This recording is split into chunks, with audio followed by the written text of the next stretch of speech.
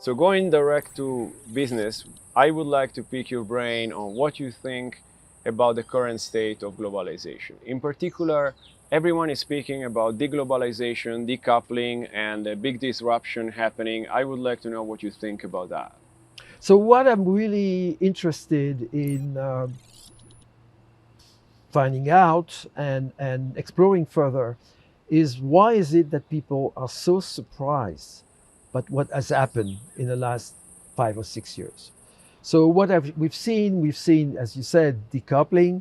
We've seen a technological war now between the US and China. We've seen a physical war between Ukraine and NATO uh, behind it and Russia. And it seems to have taken people by surprise. And I have argued in various other forums that actually there are four main illusions that people have worked with all those years. So Okay, the, let's hear these four illusions. What are so the they? first one is really the illusion of technology preeminence. Okay. People have, especially in the US, believe that technology is actually the main and principal source of competitive advantage. And they have totally ignored the fact that just technology by itself does not actually assure profitability. To be able to enter a foreign market, you must also line up complementary inputs. For example, you must have access to consumers. It's increasingly, there is like an uneven playing field here because it has become increasingly easy to get technology, but it has become increasingly difficult to get access to complementary assets in countries such as China, India, Indonesia, and Brazil, and the like. What are these complementary assets? So, complementary assets is, for example, natural resources, it's access to labor, right? The labor force. It's also and especially access to consumers. So for countries which are, for example, entering China to sell to Chinese customers, I think of Volkswagen, for example, uh, access to consumers is really crucial. But access to consumers is very often monopolized by local firms. The best example of that, if I take a Chinese example, the best example of that is Haier or it's Huawei, right? Who basically manage to have a very efficient distribution system. And this distribution, and once you have this distribution system, you can actually either trade it in exchange for technology in joint ventures, or you can just monetize it by basically overcharging the Western multinational. With the money that you make from overcharging, you can then buy technology. Okay. And the market for technology in the West, I mean, there is a basic imbalance because when we're talking about emerging markets, uh, we were talking about typically a relationship-based system. When we're talking about Western markets, we're talking about a rule-based system. And all you have to do is think about how easy it is to buy a Western firm, which are typically specialized, right? As opposed to buy a Chinese firm, which is usually diversified into things no one wants, like schools, like, I mean, there's a textile firm that actually owns an aluminum business, right? So all of that is very difficult to do. In the West, it's very easy to do. So Yeah, I mean, Chinese firm, you mentioned Haier, which is the higher, leading white goods yes, manufacturer in the yes, world by now, yes, I in think. the world, yes, And I know, being Italian, I know that they have purchased several of the Italian companies that had technology and patents in washing machines, yep, fridges, and so yep, on. And so it became part of they bought the technology yes, exactly yes. following the process Yeah. that you I mean, described. and then if you think about the difference between catching up with the technology as opposed to innovating technology, catching up with technology, imitating technology means you are basically cutting out all the risk and all the false starts that you have with innovating.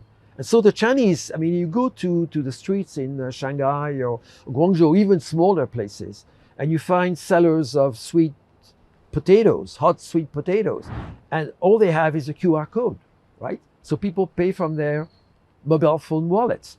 So if you compare this to the Wow. US when they still have checks, right? Yeah. You Well, US, realize, Europe, and everywhere well, else. Europe, Netherlands doesn't have checks anymore, but the Uh, US. So that's the first illusion.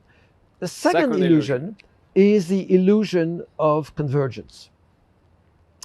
And the illusion of convergence comes from the fact that people have mistook the superficial adherence to what has been called the Washington Consensus, which is kind of a set of rules imposed on the world by the US.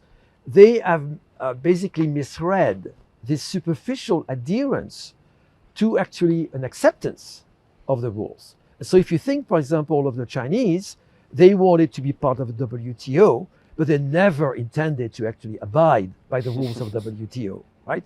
A very good example of that is the privatization of Vale in Brazil, right? Uh-huh. So the Brazilian government did not want any of the existing major mining companies to own Vale. And so they basically maneuvered such that only Brazilian companies were the main buyers of the stock of Vale. The Brazilian government kept a dominating share. And the only foreigners that are owners of Vale are a small group of Japanese trading companies who are buying the iron ore, but very, very limited, right? So they pretended to play the WTO game, but they never intended to. The third one, I think, the third illusion is maybe what we could call the illusion of engagement. And the idea You is mean that political engagement? that economic engagement will lead to political convergence. Okay, yes. And so this is of course the Germans were very big with that. Yeah. The Ostpolitik, or what they call it, Wandel durch Handel, change through commerce. But the big illusion here is the fact that the only cases where economic interaction has led to convergence of the political system is when the alignment of political system was an explicit goal. And if you look at the European community, yes, the European community has achieved convergence in political system as well as integration in the economic system, but because this is a condition for adhesion. But wouldn't you argue that even within the European Union it's getting harder to have this convergence working? I mean, with people like Orban, kind of. But what has happened?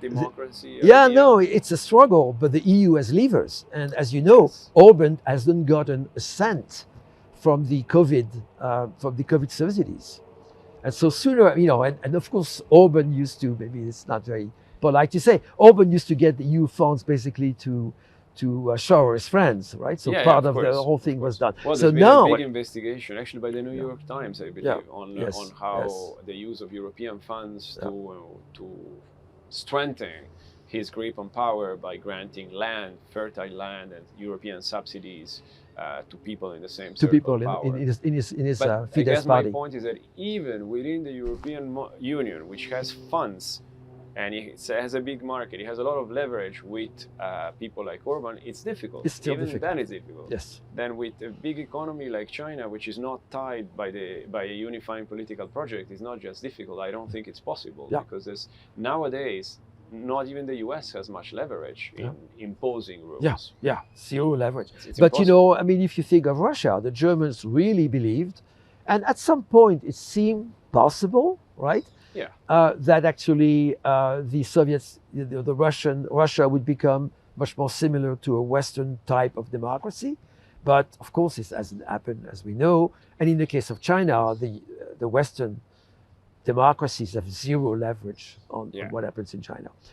The last one, I think, which is also quite disappointing to many people, is maybe the illusion of rationality.